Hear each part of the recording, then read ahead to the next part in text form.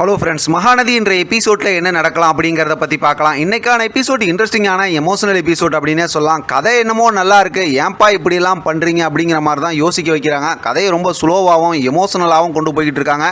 2 நாளாக உங்கள்கிட்ட நான் கரெக்டாக பேச முடியல, ரிவ்யூ போட முடியல, சாரி கோச்சிக்காதீங்க. ஒரு முக்கியமான விஷயத்தில் கொஞ்சம் வேலையாகிட்டதுனால என்னால் கரெக்டாக நேற்று கூட ஒரு டுமாரோ ப்ரோமோ போட முடியல. இன்றைக்கான கதையில் பார்த்தோம் அப்படின்னா, ஏற்கனவே விஜய் அதாவது தப்பாக புரிஞ்சுக்கிட்டு காவேரி தான் ப்ரெக்னெண்ட்டாக இருக்காங்க அப்படிங்கிற மாதிரி ரொம்ப ஆசையாக இங்கே வராரு இல்லையா. அதோட இங்கே பார்த்தோம் அப்படின்னா காவேரி கங்காவை எல்லாரும் கவனிக்கிறத பார்த்து ரொம்பவுமே அப்படியே ஒரு ஏக்கத்தோடு பார்க்குறாங்க. அதாவது மாத்திரை சீட் எடுத்துகிட்டு போயிட்டு நம்மளும் இந்த சத்து மாத்திரலாம் வாங்கிட்டு வந்து சாப்பிடலாம் அப்படிங்கிற மாதிரி நினச்சி அந்த சீட் எடுத்துகிட்டு கிளம்புறாங்க. இப்போ பார்த்தா குமரனோட அம்மா வந்துடுறாங்க. வரும்போதே பார்த்தா குமரன் கூட்டிகிட்டு வரும்போதே மாமி கிட்டே பேசுகிறாங்க. அப்போ பார்த்தோம் அப்படின்னா கங்கா கன்சீவாக இருக்க விஷயத்தை சந்தோஷமாக பேசிகிட்டு இருக்காங்க. விஜய் வீட்டுக்குள்ளார வராரு. வரும்போதே இதை கேட்கும்போது தெரிஞ்சுக்கிறாரு, குமரனுக்கு வாழ்த்துலாம் சொல்கிறாரு. இப்போ இவர் புரிஞ்சுக்கிறாரு, கங்கா ப்ரெக்னெண்ட்டாக இருக்க விஷயத்தை தான் காவேரி சொல்ல வந்திருக்காங்க அப்படிங்கிற மாதிரி நினச்சிக்கிறாங்க.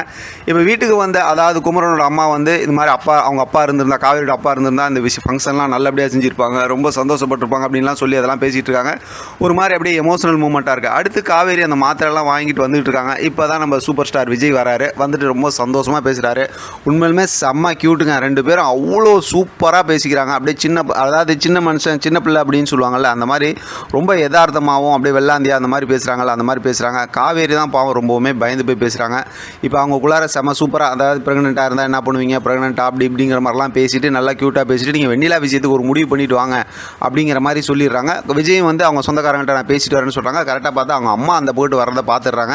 இப்போ விஜய் சீக்கிரமாக அங்கேருந்து போக சொல்லிடுறாங்க. விஜய் க்யூட்டாக அப்படிலாம் குறும்புத்தனம் பண்ணிவிட்டு அங்கேருந்து கிளம்பிடுறாரு. இப்போ காவேரி அவங்க அம்மாட்ட பேசிட்டு வரும்போது, நீ விஜய் கூட சேர்ந்து வாழ்றதுல எனக்கு எந்த பிரச்சனையும் இல்லை, ஆனால் வெண்ணிலா விஷயத்தில் அந்த பையன் ஏதாவது ஒரு முடிவு பண்ணால் தான் நான் ஏதாவது ஒன்றை சொல்ல முடியும் அப்படிங்கிற மாதிரி சொல்கிறாங்க. அதே நேரத்தில் நம்ம குமரன் கங்காவுக்கு அதாவது தொல்லையாக இருக்க வேணாம், நம்ம அப்பளம் பிஸ்னஸை நல்லா பண்ணி நம்ம பொழப்ப நம்ம தனியாக பார்த்துக்கணும்னு சொல்கிறாங்க.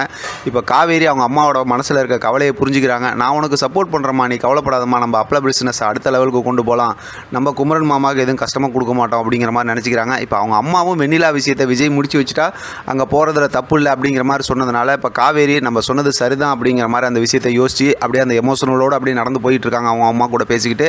அதோடு பார்த்தா இன்றைக்கான எபிசோட் முடிச்சிருக்காங்க. ஆக மொத்தத்தில் ஸ்டோரியை பொறுத்த வரைக்கும் ரொம்ப யதார்த்தமாக ஸ்லோவாக கொண்டு போகிறாங்க அப்படிங்கிறது மட்டும்தான் கொஞ்சம் கஷ்டமாக இருக்குது. ஆனால் எப்போ பார்த்தாலும் நம்ம விஜயோட ட்ரெஸ்ஸிங் சென்ஸ்லாம் வேறு லெவல் தாங்க சொல்லணும். இன்றைக்கான எபிசோட்லேயும் அதே மாதிரி தான் சூப்பராக இருந்துச்சு. அவர் போட்டு இந்த ஷர்ட்லாம் பார்க்குறதுக்கு செம்ம க்யூட்டாக இருந்தார். பண்ண கலாட்டாவும் செம்ம இன்ட்ரெஸ்டிங்காக இருந்துச்சு. பார்க்கலாம் அடுத்து எப்படி ப்ரோமோ வருது, எப்படி ஸ்டோரி மூவ் பண்ணுறாங்கிறத நம்ம தொடர்ந்து பேசலாம். இதை பற்றின உங்களோட கருத்து கமெண்ட் பாக்ஸில் தெரியப்படுத்துங்க. தொடர்ந்து ஆதரவு கொடுங்க. தேங்க்யூ ஃப்ரெண்ட், தேங்க்ஸ் ஃபார் வாட்சிங்.